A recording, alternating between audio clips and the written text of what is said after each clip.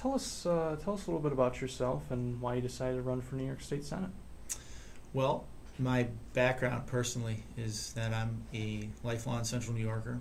I was born in the city of Syracuse, raised partly in the city of Syracuse, and then the rest of the time in the town of Manlius, which is actually where I now live. My family basically immigrated to this country 100 or so years ago from the southern part of Italy and settled in Syracuse and have always been small business owners, primarily in the produce industry. My father owned Russo Produce Company at the Central New York Regional Market for 30 years.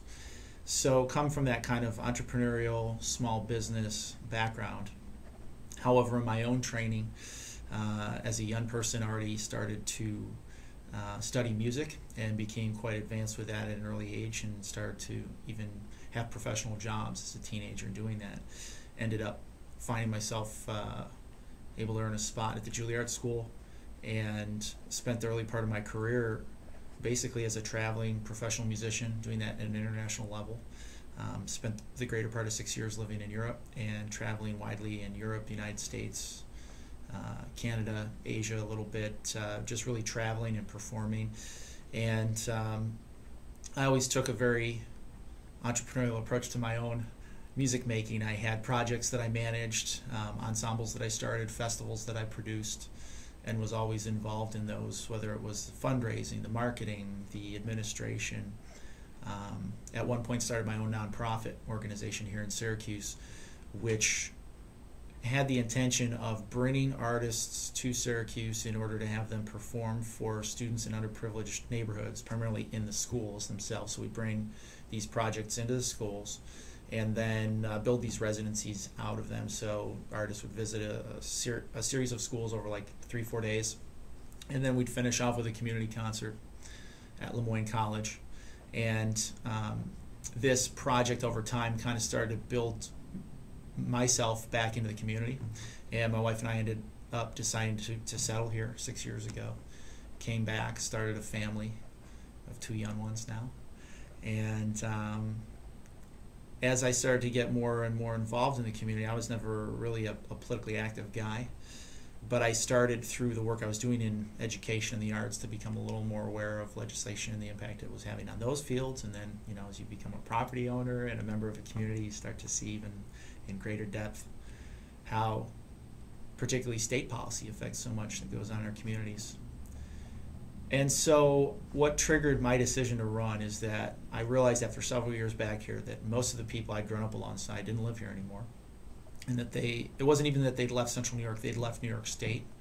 And I wanted to get to the bottom of why that was. Primarily because I think Central New York is a great place to live. I feel fortunate to live here, to live near my parents, to be raising my kids near my parents. And as far as I'm concerned, that's what makes a community. It's these ties between generations of families, ties between families and institutions that develop and become deeper over time. And I feel that we're in jeopardy of losing that we're losing our younger generation to other communities and other states. That's going to take their parents away from us when they reach retirement age, which is kind of now. It's already starting.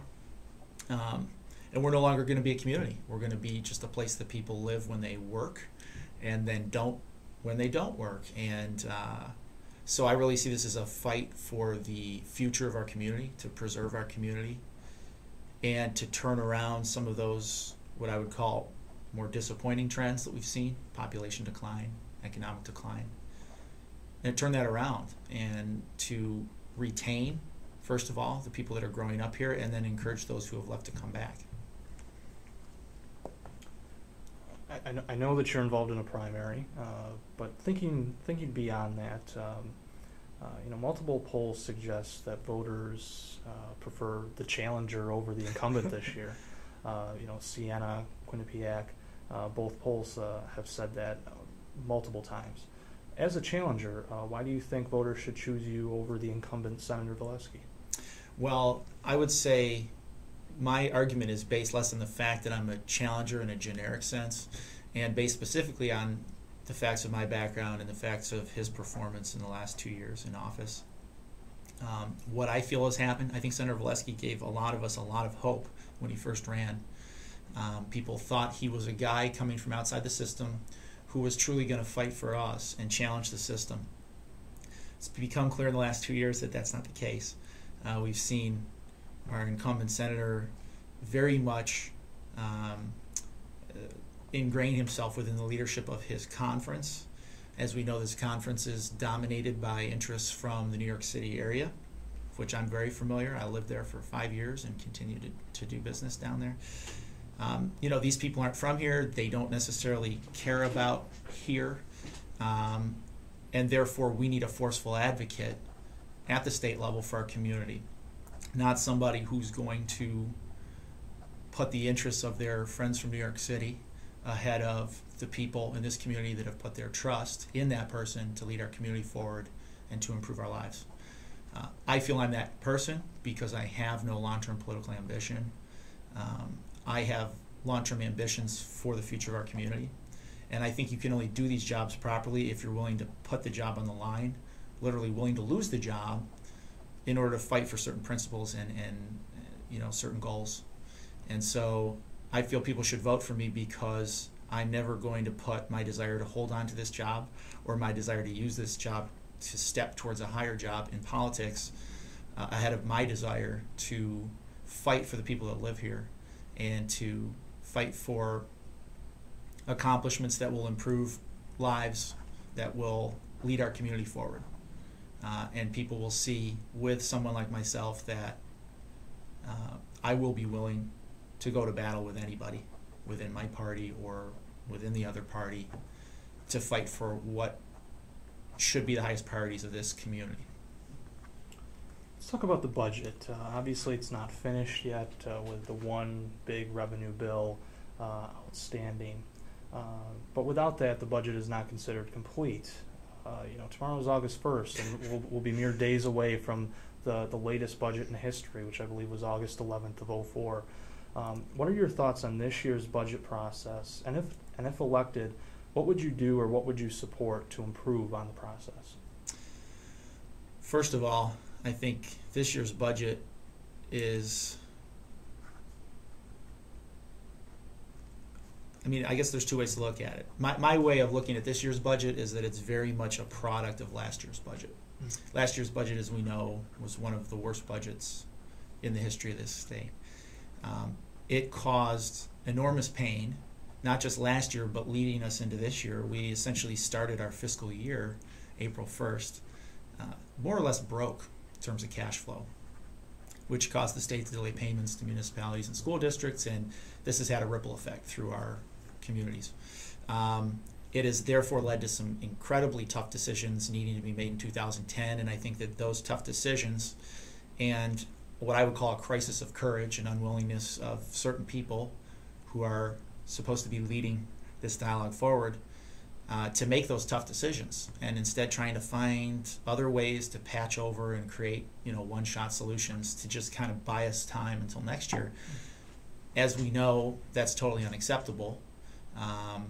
We can only make the sort of deep and long-term changes that are going to get us back to sustainable budgeting. We've gotten beyond the ability of these little band-aids and little one-shot fixes to patch up the holes in the budget, and that's why we actually don't see a budget. They can't come up with enough of these little band-aids and little, you know, fingers in the hole of the wall to stop the tidal wave of, you know, government spending as opposed to the revenue we can expect from our tax base from gushing all over them. So therefore, we still have no budget because people aren't willing to actually commit to some of these deeper and more fundamental changes we need to make in the structure of the budget. So what would I do? I would fight for those kinds of changes. I mean, we definitely need to readjust our baseline spending in a number of areas. The ones that come to my mind right off the bat, education. It's the largest area of expense in the budget. It's an area I'm very passionate about. I think there's opportunities for efficiencies there. I also think that our Medicaid system, without a doubt, is an area that is rushing forward in terms of expense well beyond the communities in this state's ability to afford. And I think that within those two areas we can actually find quite a lot of efficiencies and reforms that could get us back towards sustainable spending moving forward. Within the state, with education piece is our pension system.